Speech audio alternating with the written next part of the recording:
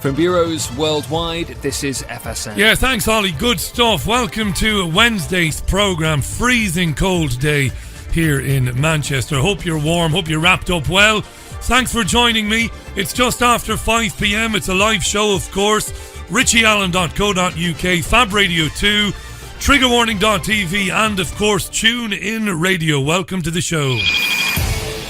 Welcome back to the most listened to independent radio show in Europe. It's your Richie Allen Show.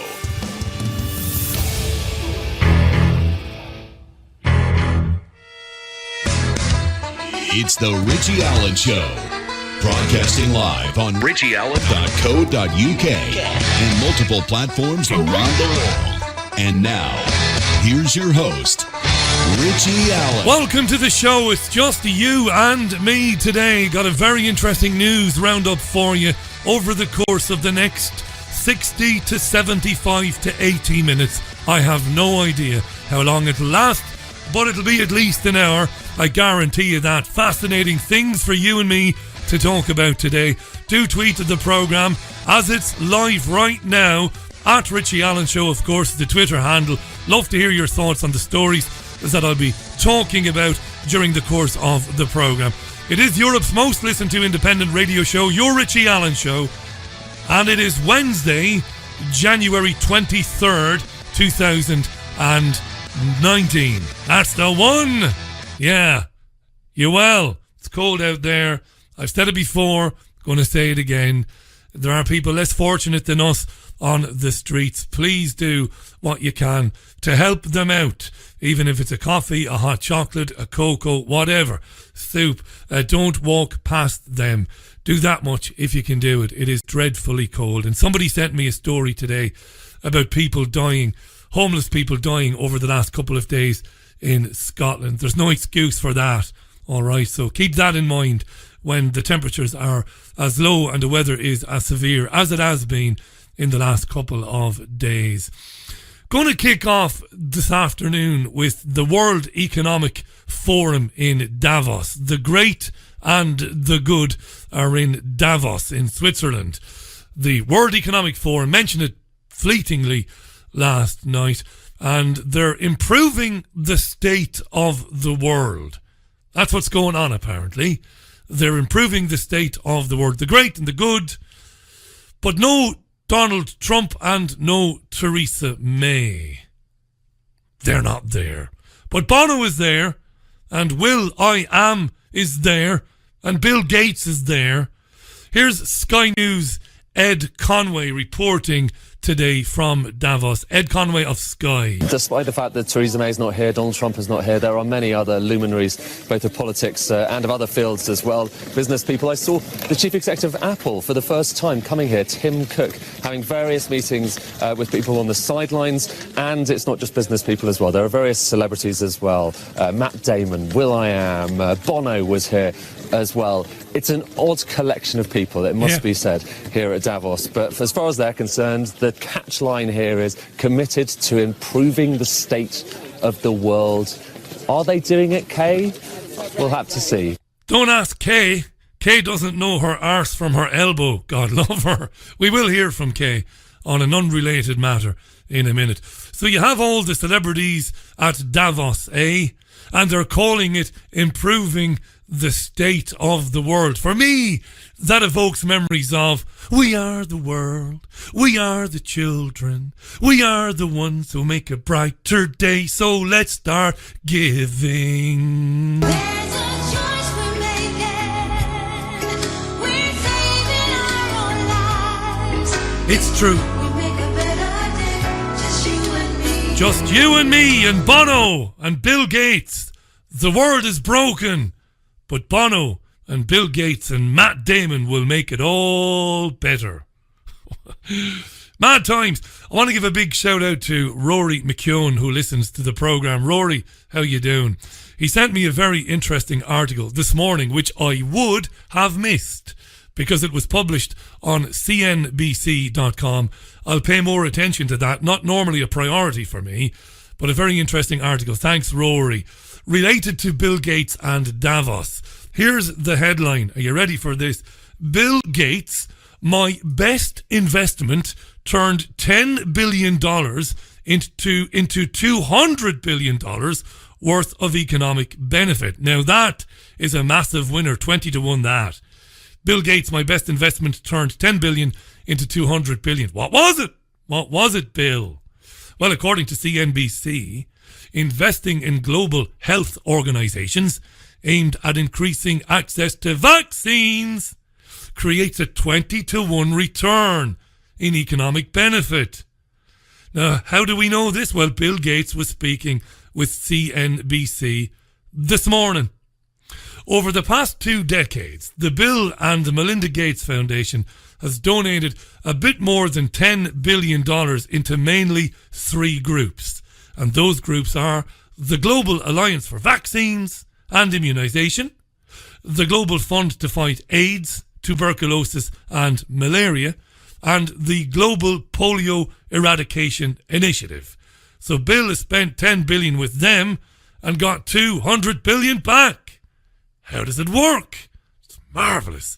Well, Bill will walk us through the math right here, speaking to NBC, WNBC. You've invested $10 billion in vaccinations over the last 2 decades, and you figured out the return on investment for that, and it kind of stunned me. Can you walk us through the math? Well, it's pretty impressive that when you take these vaccines, get them to be very inexpensive by making big volume commitments, have that right relationship with the private sector, get the delivery system so they're really getting the coverage out there, you literally save millions of lives. And 20 years ago, when we created these new multilateral organizations, Gavi for the vaccines, Global Fund for HIV, TB and malaria, we didn't know they'd be successful. They've gone through lots of challenges about making sure the money gets there, making sure the efficiency is right. But as we look at upcoming replenishments for those, and we've got so much distraction politically that the international needs like this could get eclipsed. Christ, he drones on, doesn't he? But listen to the rest of it. Eclipsed if we're not careful. You know, we see a phenomenal track record. It's been $100 billion overall that the world's put in. Our foundation is a bit more than $10 billion, but we feel there's been over a 20 to 1 return. So if you just look at the economic benefits, that's a pretty strong number compared to anything else. The human benefit in millions of lives saved. So, you know, we're here with a pretty strong message that although all these other issues are very important, let's not forget about the great success in global health and maintaining that commitment. There's gold in them thar hills, them vaccine hills. Loads of money in sticking the world's children with a tidal wave of toxic shit that will destroy their immune system. Now, that clip there, I've edited that clip in sequence. So I've not edited it and rearranged the wording of it, but I've edited it to take out the waffle, and I'll play that for you in a minute. Keep it in mind. Investing in global health organizations, increasing access to vaccines made 10 billion turn into 200 billion for Bill Gates. Of course, it's a sure thing. Now, long-time friends of mine, listeners that have been with me for many, many years, will remember me making special shows about foreign aid to third world countries. Foreign aid, what is it? Well, it's your tax pounds and euro and dollars and yen going to developing countries. But it's not money. It's not money, you see. So when the government of the United Kingdom commits to a certain amount of GDP to be released as foreign aid, it isn't money. The government of third world countries don't get money to decide where the aid is spent. It's often healthcare products and vaccines. And groups like the World Health Organization decide on behalf of the developing countries where the money is spent. See, I've done shows on this where I've proved this before. And in many cases, it's vaccines and sanitation projects where massive companies like Nestle get to come in and run the water of that country using a subsidiary or otherwise. It's a wonderful bit of gangsterism. Hello, developing third world country that's got fuck all because we've stolen all your resources. Hello. Hello. Nice to see you again. Would you like some foreign aid? Oh, we'd love some. Well, I'll tell you what we'll do. We'll give you $200 billion, but we're not going to give you the money. We're going to spend it for you. And we're going to vaccinate the bejesus out of your children. And I'll tell you what else we're going to do. We're going to fix your water. We're going to fix all the pipes. We're going to get water, clean water, piped into all of the homes in the country. But we've got people to do that for you. Yes, it's a company called Malox or something weird like that. It's just a subsidiary of a company like Nestle. It's fucking sick. But that's what happens. And vaccines are part of that as well. Birth control pills, part of that as well. Also, aid often comes in the form of third world governments allowing big pharma companies to come in and pay very poor young men and women a pittance for participating in clinical trials. This is true. Listen, in return for the foreign aid that we're not really going to give you, because we're going to spend it for you, allow us to do clinical trials on the poorest people in your country, and please pass laws that mean that we can't be sued when they grow 3 fucking heads. Right? We are the world. We are the children. Here's that Bill Gates clip again. This time I've edited the clip like I said I did. Still in sequence. I have not rearranged the sentences. Listen closely to what Bill says. This time with the waffle edited out. He basically just says what I've just said there. When you take these vaccines, get them to be very inexpensive. By making big volume commitments. Right. Big volume commitments means that you promise the pharma companies that you're going to give hundreds of millions of these injections to a various country, right? That right relationship with the private sector. Get the right relationship with the private sector. Basically, you take over the private sector. And 20 years ago, when we created these new multilateral organizations, Gavi for the vaccines, Global Fund for HIV, TB and malaria, we didn't know they'd be successful. You did, Bill. You're a lying motherfucker. You knew they'd be successful because you took over the private sector. You took over the World Health Organization. You've made vaccines cheap because you promised that hundreds of millions of them would be delivered to countries all around the world. Basically, Bill, it's full spectrum fucking dominance. You couldn't possibly fail, could you? It's been $100 billion overall that the world's put in. Now the world put $100 billion in. Bill Gates Foundation put $10 billion in. So when Bill Gates says the world put $100 billion in, he means they did so through foreign aid, which I've just explained. All that the world's put in. Our foundation, it's been $100 billion overall that the world's put in. Foreign aid.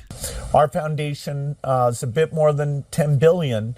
But we feel there's been over a 20-to-1 return. So if you just look at the economic benefits, that's a pretty strong number compared to anything else. Marvelous. There's a choice we're making. We're killing the whole world, one fucking vaccine at a time.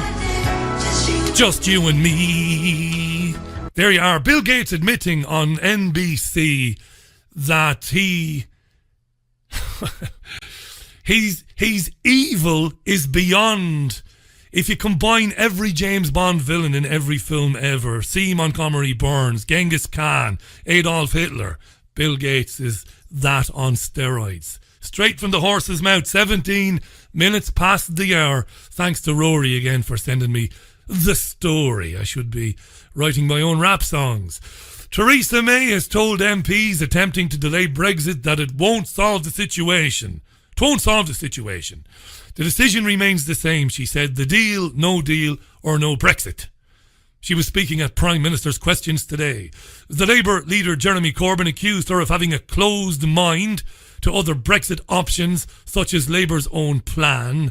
But Theresa May attacked him for refusing to meet with her and said he didn't have a clue what his own policy meant. Here's a snippet of that at PMQs today. That what I have been wanting to do, and have been doing with members across this House, is sit down and talk about how we can secure support in this House for a deal.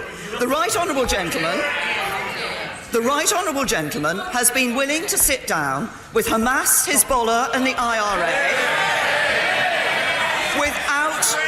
without preconditions, yet he won't meet me to talk about Brexit. He'll talk with IRA and all these terrorists and the mass, and he won't talk to me. What did Jeremy say? In this case, he's neither present nor involved. There you are. Jeremy Corbyn. Mr. Speaker, actually, I did reach out to the Prime Minister last September when I offered to discuss our deals with her. And it appears, Mr. Speaker, that while the door to her office may well be opened, apparently the minds inside it are completely closed. Marvellous. Yeah. Pure theatre, the same shite, just a different day. Before we have a wee chat a little bit more of Brexit, not so much more, but a little bit more, let me read a few tweets because I said I would. The Twitter handle, if you don't know already, is at Richie Allen Show. Dean Smith, how you doing, Dean? Richie, if the vaccines cause harm, Bill's not viable. Bill isn't responsible. The taxpayer is. It's brilliant. It's a brilliant scheme, says Dean Smith there. Absolutely right. Hi to Sean McDonald there. Hi to Mwinga, who says that he recalls the show that I did about foreign aid and how foreign aid actually works. Economists like, who is that economist you're showing me there? Let's have a look. Dambisa Moyo have always debunked the foreign aid given to African countries with great research. Thanks. I'll check out Dambisa Moyo, Mwinga, and see is she available to come on the programme. Hi to Ruth in Australia. How you doing, Ruth? Fascinating how celebrities get poor people to cough up their loose change. I'd like to see how much they donate themselves. Good stuff. Well, do you know what, Ruth? You see, if you're in the inner circle, as Bono and Matt Damon and others are with Bill Gates, I have no doubt that Bill Gates has said to Bono, this is the most corrupt, wonderful little cabal cartel ever devised. I control everything. It can't possibly lose. So give us $1 million or $2 million and I'll invest for you in this vaccine Ponzi scheme and you'll get a massive return. So I'm sure some of the celeb pals of the megamaniacal Bill Gates have benefited. Patricia in Switzerland, how you doing, Patricia? Tweets, there's nothing like celebrities to make the world a better place. That's right, this is mythomania. That's another subject I did a programme on some moons ago, mythomania. Thanks, Patricia, excellent point. Hi to Liz Jones. Good evening to you and to all listening, says Liz. Hi to Ian McKee, who says lifetime actors, Bono and Gates and Matt Damon et al. Absolutely right. Hi to Jennifer. How you doing, Jennifer? Who says that she loves the show. I don't normally read out quotes from people who say they love the show. It's very egotistical. I don't do that. But thanks, Jennifer. The point is she's listening to the show live for the first time today. Thanks very much, Jennifer. Welcome to the live show. Hi to Martin in Spain and to Paul Alawi as well. Keep those tweets rolling in. Hi to Elaine and Sarash. Now, you know I love the Ginger Ninja. Who's the Ginger Ninja? There's only one. It's Kay Burley. We love Kay. Kay is in Northern Ireland today. But she's not in Northern Ireland, Kay. She's in Northern Ireland, and then she's in Ireland, and then she's in Northern Ireland. She's jumping backwards and forwards between certain points on the border, trying to get the message across that the drama is building about the backstop. So Kay was sent by Sky News to one border crossing between Ireland and Northern Ireland, a place called Belcoo in Fermanagh, which I know very well. It's all about the border and the backstop, like I said. This is funny stuff. I wish I could show you the visuals. Kay is standing on a freezing cold bridge in a sleepy village, walking through pubs and then walking over the bridge and then back over and then over the other side. It's quality stuff. Do you want to hear Mad Kay? This is what the media does, you see. This is their Kay, the Ginger Ninja. Hello everyone, a very good afternoon. The Kay Burley Show comes to you live from two separate countries today, linked by one... It's coming from two separate countries today. Stone Bridge. On one side, the village of Belcoo. You can't see it, I can. That's in Northern Ireland. Behind me here, Black Lion in the Republic of Ireland. As mad as a box of frogs. Ireland. The people here think of themselves as one community. At a brisk pace, it takes just over a minute to cross this bridge. I know, I've done it a few times already today, but this represents the biggest obstacle to delivering Brexit. The EU has confirmed it will enforce a hard border in the event of no deal, despite the risk it would pose to peace. It could mean border checks, separate rules, and maybe even different time zones on either side of this bridge.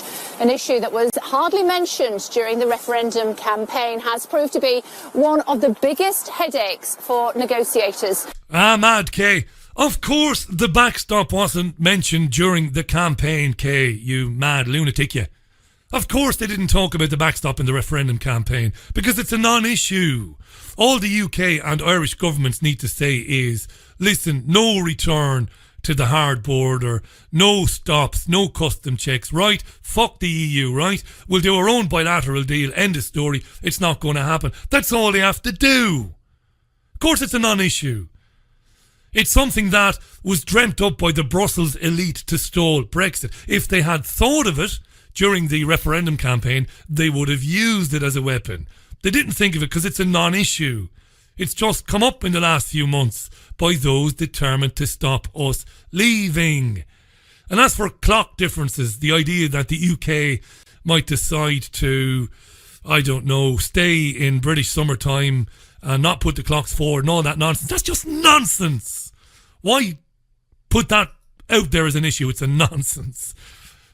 Backstop is a desperate move by the Brussels elite, and it's worked because the media hasn't reported on it. Former Chancellor of the Exchequer George Osborne said today that it is inevitable, seeing as Theresa May cannot get any support for her deal.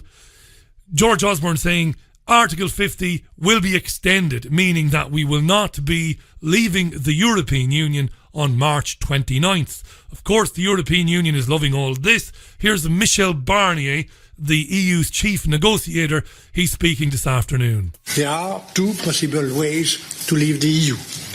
Number one, an orderly withdrawal based on the agreement that we have built step by step with the UK from the last 18 months. Number two, a disorderly withdrawal, leaving the EU without a deal, is a default scenario, and there appears to be a majority in the House of Commons to oppose a no deal. But, ladies and gentlemen, opposing a no deal will not stop no deal.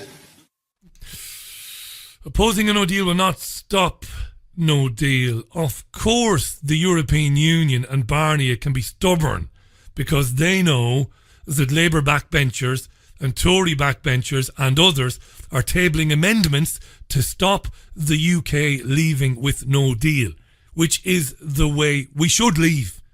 There should be no deal. We should just go. Right? David has just tweeted, how do we know politicians lie? Well, they refer to each other as right and honourable right off the bat. A lot of people would agree with you there. So the European Union are sitting pretty, laughing their collective arses off at the chaos here in the UK. All these amendments that are being tabled by Yvette Cooper and others to say that no deal must be taken off the table and that the process of leaving must be given back to Parliament, that the government shouldn't be doing it, even though the government was elected. Parliament should take it back to prevent it happening. So about Yvette Cooper and her amendments. Yvette Cooper's Labour colleague John McDonnell, who is the shadow chancellor of the Exchequer, was on BBC Newsnight last night with Kirsty Wark.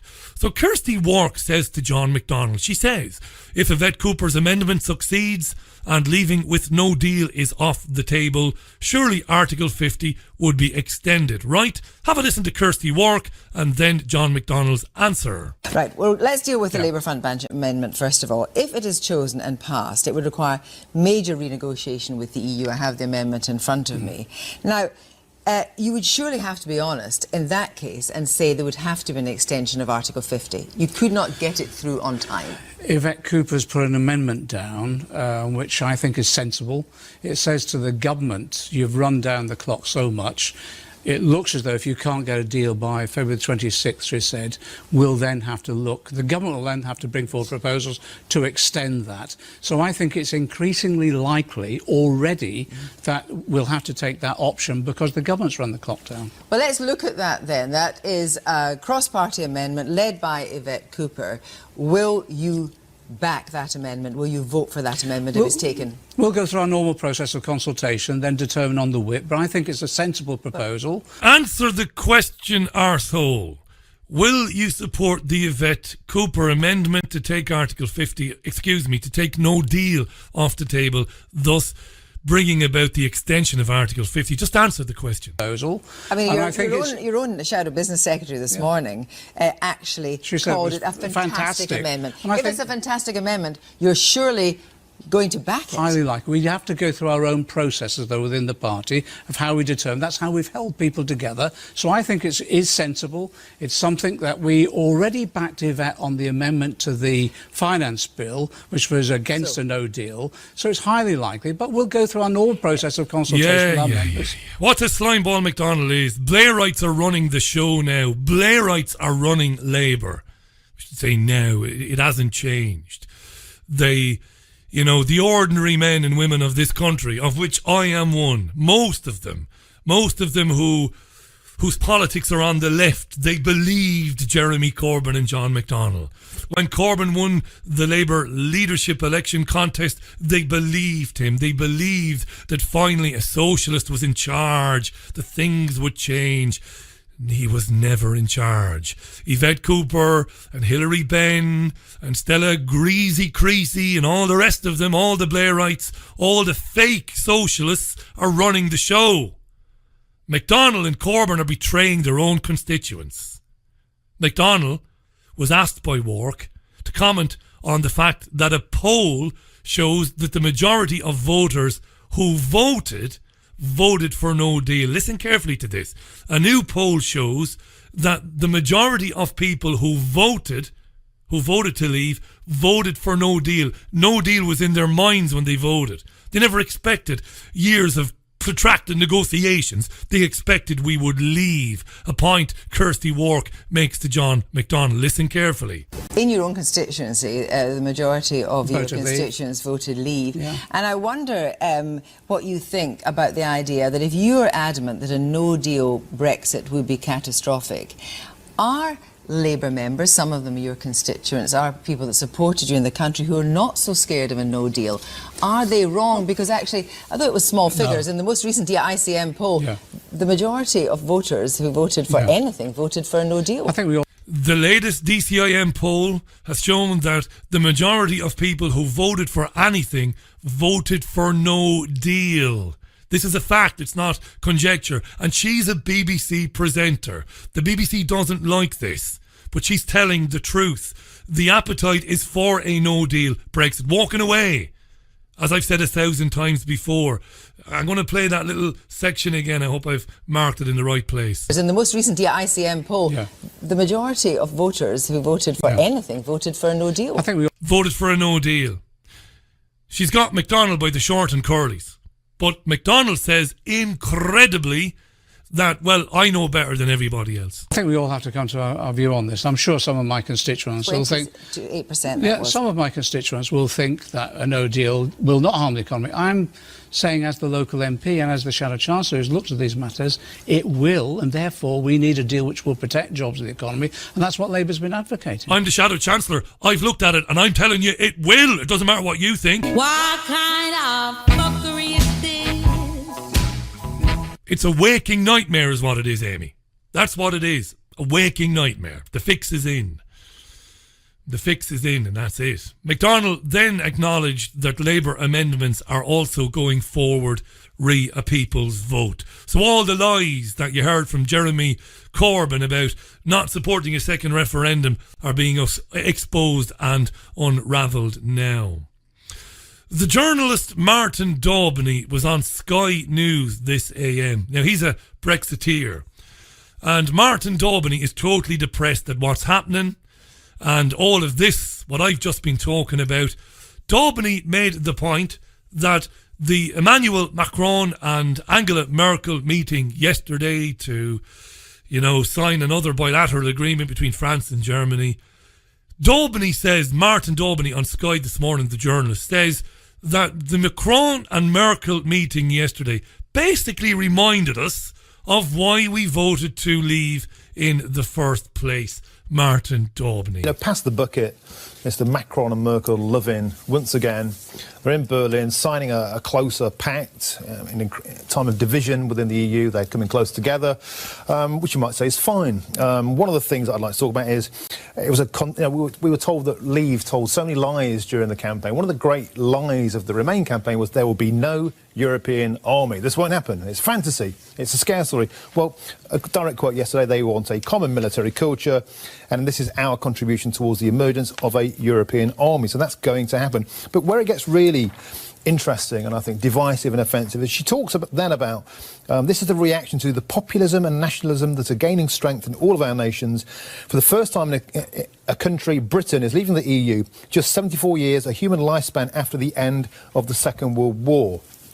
OK, so let's lay nationalism and populism at the door of the UK, totally omitting to admit that the rise of populism was entirely driven by the open borders policy of Germany and latterly France. Nothing to do with us. And as for kind of somehow blaming us for populism because of the Second World War, it's grotesque.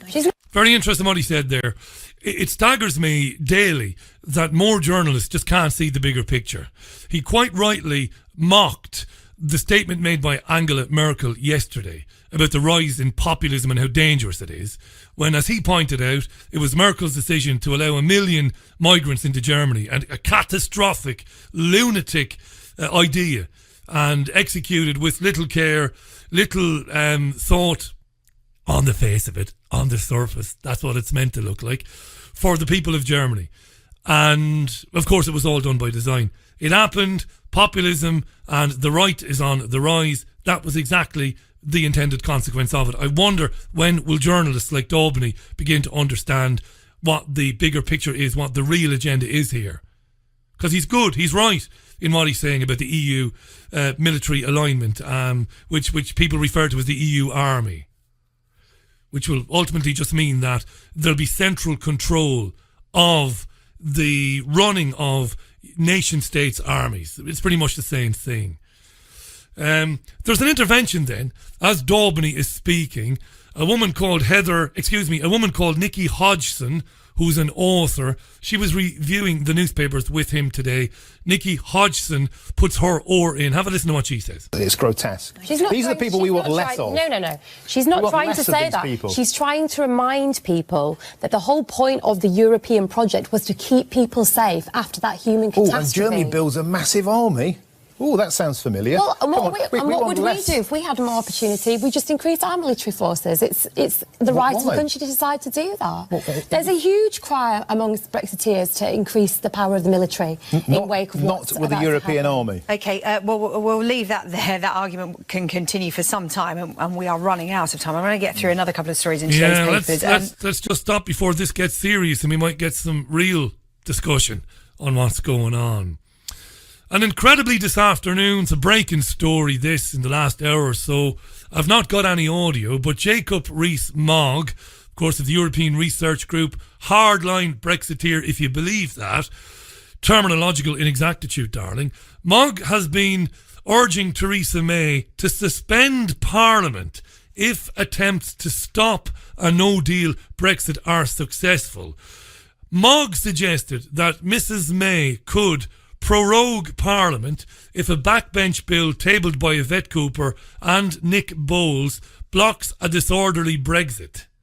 And if it's backed by MPs. So if Cooper and Tory Nick Bowles' amendment is backed by Parliament and throws out the possibility of leaving without a deal, Mogg is saying that there is a precedent, there is a pathway by which May could go to the Queen and have Parliament suspended.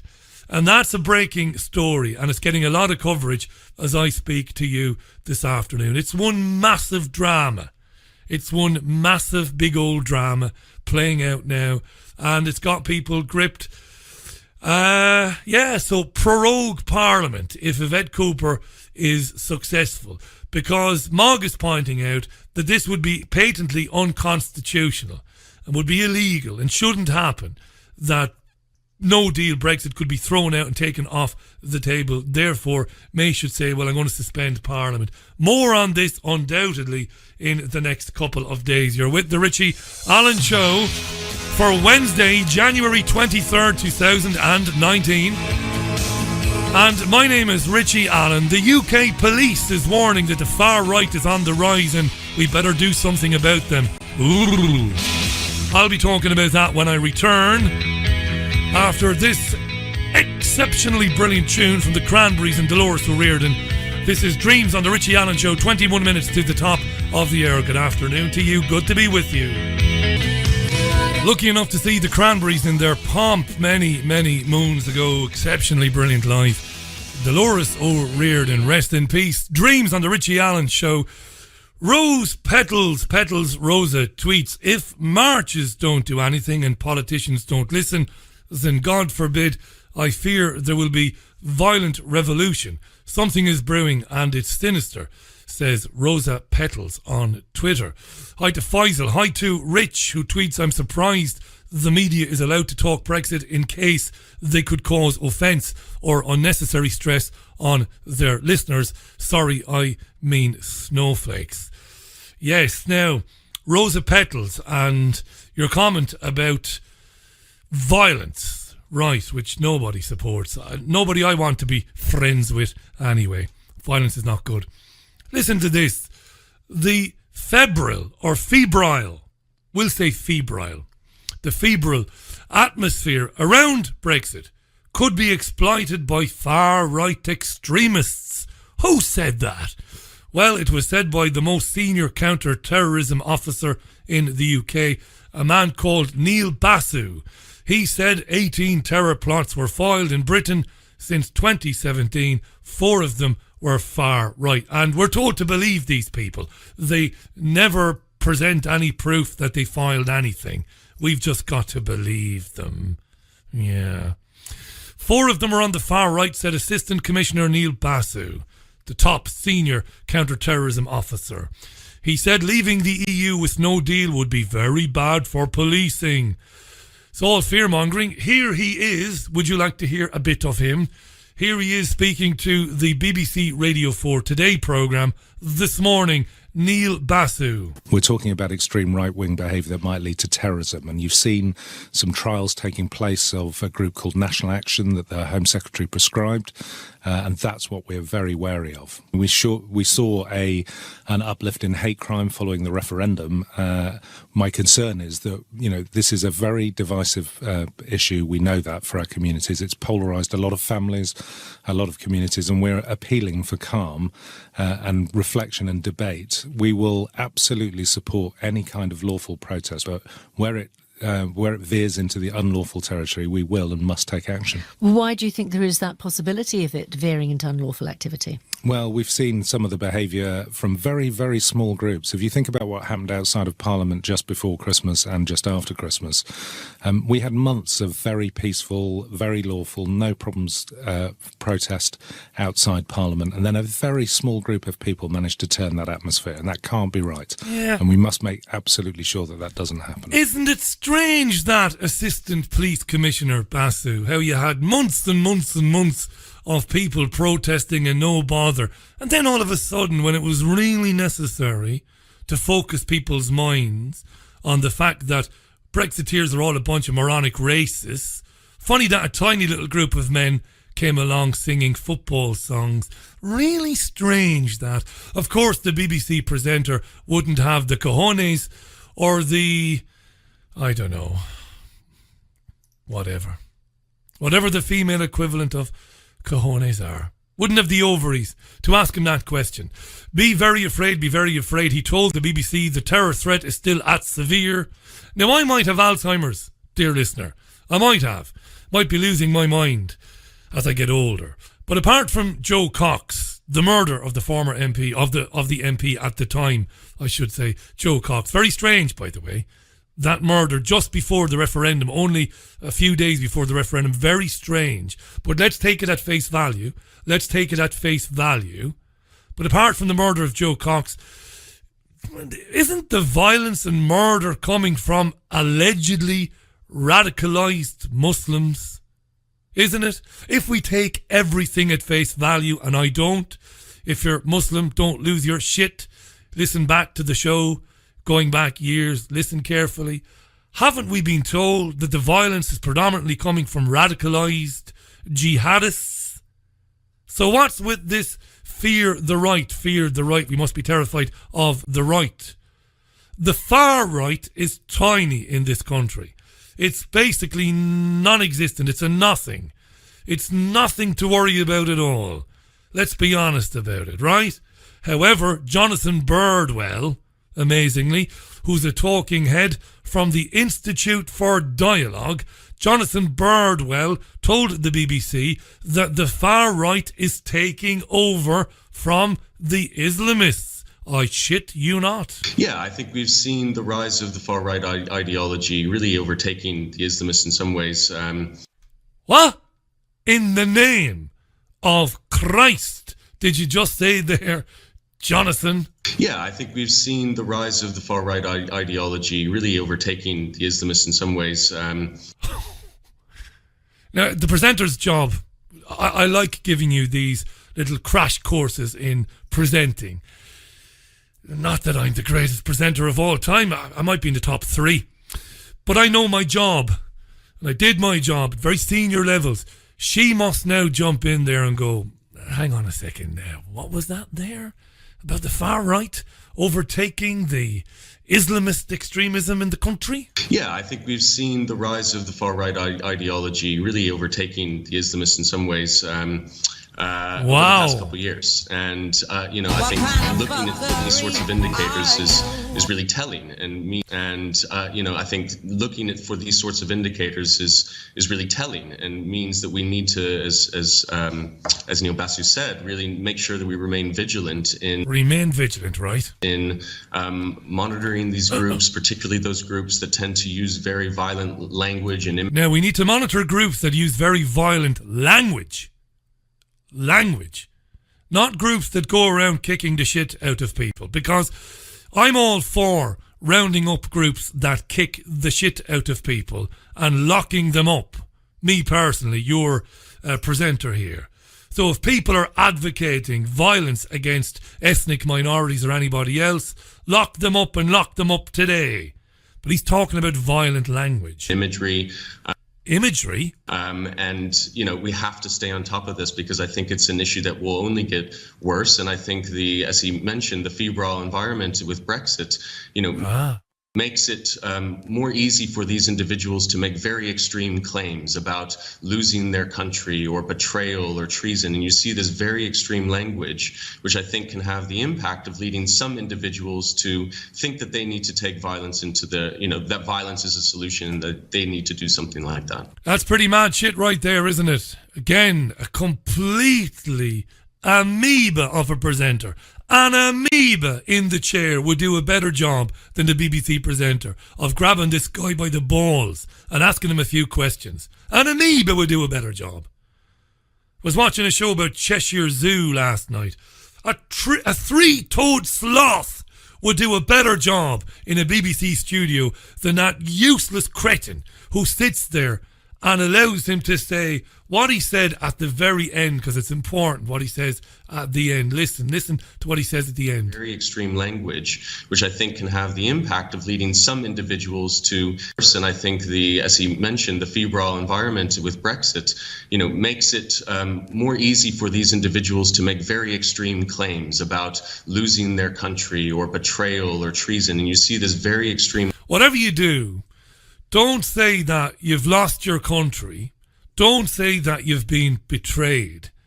And don't say that a politician, an MP whose constituents voted to leave in massive numbers, like Yvette Cooper, and Yvette Cooper is now doing everything she can to prevent Brexit from happening. Don't say that she's a traitor, because if you do, you might very well end up on a watch list. The presenter sits there and says nothing to this guy from a think tank that's probably got links to Soros or somebody like that. I have no time for the far right or the far left or any of that nonsense. Never have had, never will have. We can't allow people talk about language being policed and watch lists and urging people to come forward and report on people. Because while he's talking to the BBC about this today, the Metropolitan Police have put a video out. Honest to God, Google this if you don't believe me. They've put a video out that seeks to educate people as to how they can spot an extremist. And it's all about language. So if you feel you've lost your country and that you've been betrayed, you might be on the slippery slope to extremism.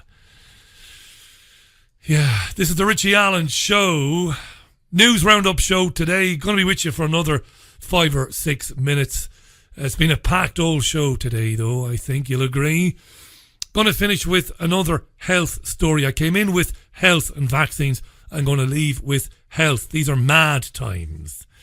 A group of scientists in Switzerland have designed smart micro-robots that are biocompatible and highly flexible. And these robots will be ready to be inserted into people in about 5 or 6 years' time.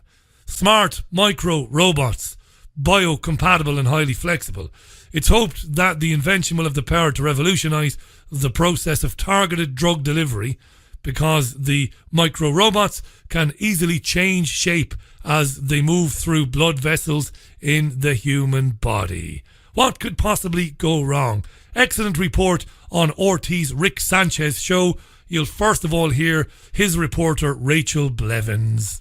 Right, so we've got a team of scientists from Switzerland who claim that they have created these smart micro-robots that are highly flexible and biocompatible, and they're saying that this could revolutionize the process of targeted drug delivery, because these micro-robots are supposed to be able to change their shape in order to adapt to their surroundings. So if they're traveling through a blood vessel or going to a targeted organ, they're supposed to be able to change their shape based on that, but not lose any speed. That's amazing. So if I had, give me a shot over here, Kevin, if you would. Give me a shot on set. There you go. So my knee, right? And by the way, I have bad knees from playing football. I've got serious problem in my knee that needs to be fixed. Right now, we use something called fluoroscopy, right? I know because I'm connected to a company in Miami that uses technology. They get a live x-ray and you can actually see where the needle's putting the medicine. This is like this on steroids, right? Exactly. So it's taking it to the next level, and you would essentially be able to ingest that micro robot, and then they say that it would be created with magnetic nanoparticles, so they could then use an electromagnetic field in order to control where this robot goes, and basically as it makes its way to your knee. I can imagine it would be hyper focused, but is this kind of pie in the sky? Or I mean, is this, what's your research tell you, that this is something we might actually be able to do? Or is this a bunch of eggheads in a laboratory somewhere wishing that someday we could do this? Good question. When will it be rolled out? Now, my suspicion is that it's been around for quite a while, and that, well, it's already been used on people willing and not so willing. But Rachel thinks 5, 6, 7 years maybe. We can do this. It's going to take a few years before this actually becomes a thing that comes on the market, but the team of scientists that's behind it, this is something that they've been working on for around 15 years, and even though we may have, 5 to 10 more years before something like this becomes available, they are looking at creating it in a way that it would be cost effective and something that maybe the average, citizen or member of the public would be able to use and take advantage of. Good stuff. There are people in this audience, and there are friends of mine who've come on this program who believe that we are ingesting nanobots already, unawares, that we don't have any idea, through the air and through the water, etc. Load of stories about Japan going cashless in the news in the last couple of days. Japan is aiming to get, depending on which newspaper you believe, is planning on going 40 to 55% cashless in the next couple of years. Incredible, isn't it? No opposition to this. Going to cashless payments, it's all pretty mad. Going to read a few quick tweets and then I'm out of here because time is against me. Ricky tweets, non-compliance, don't give them violence. It will just give them an excuse to bring in the police state, which they are fermenting. And it gives idiots like the far right oxygen, says Ricky to there. In this together tweets, why is Basu appealing for calm before anything is kicked off? Predictive programming, maybe, mate, you might be spot on there. Patrick tweets, Basu should have concentrated on filing the plot associated with the Skripals. He failed to expose the Russophobia motivated lies over that, so what use is he now, says Patrick. Hi to Busy as well. Hi to David Cartoon Drunk, to Daniel Ford. How you doing, Daniel? Ruth says, Richie, I've never heard of the so-called far right become head choppers, she says, or throw acid in the faces of women. She makes a very good point there, and one that I couldn't disagree with. Liz tweets, Richie, I thought Jack Anori was taken off air years ago. It's back now. Thanks very much for that, Liz, as well. Hi to JP. Hi to Samantha, who says, Richie, there are better ways, like stop paying our taxes. If I remember rightly, Christopher Monkton explained this on this show a few weeks ago. He did take it on. Google Christopher Monkton and Richie Allen and you'll get the most recent podcast. It's on Podomatic, iTunes and Spotify. I can't keep reading out the tweets because I'm just coming to the end of the program. Patricia tweets, anything with the word smart in it, I would suggest beware, and I would agree with Patricia 100% there. Absolutely right. That's it for today. We haven't reverted to a 1 hour show. Don't panic. I'll be back tomorrow with a 2 hour show where I have two terrific guests. Maria Heller is back on the show after a long absence, and Gerard McNamara joins me. You don't want to miss Gerard McNamara. Last time he was on with me was over 2 years ago. Fascinating man, talking about British imperialism in the 21st century, ISIS and all the rest of it, and much more besides. Gerard McNamara, 2 hour show tomorrow, and I will be with you live on Friday afternoon with a roundup of the week's biggest stories, some music, and quite possibly a guest as well. That's Friday on richieallen.co.uk, Fab Radio 2, and all the other platforms as well. Do tweet out and share the first part of this programme. The first part was important about Bill Gates and vaccines and the World Economic Forum. There's some real eye-opening stuff in there, if I do say so myself. Thanks again to Rory for the tip-off about what Gates was saying. Look after yourselves and one another. We'll do it all again tomorrow for 2 hours. Don't whinge. Don't whinge. You know, this programme today took me the best part of 8 hours to prepare on its own. Yes, it did. I prefer to have guests, but it couldn't happen today, guests anyway. It's a long old slog putting together an hour of news like this. Join me tomorrow at 5, leaving you with some Bob Seger. This is Roll Me Away. Roll Me Away, bejesus. That was the Richie Allen Show for Wednesday, the 23rd of January 2019. Look after yourselves and one another. Have a lovely Wednesday evening. This is Bob. Bye for now. Speak tomorrow. Bye.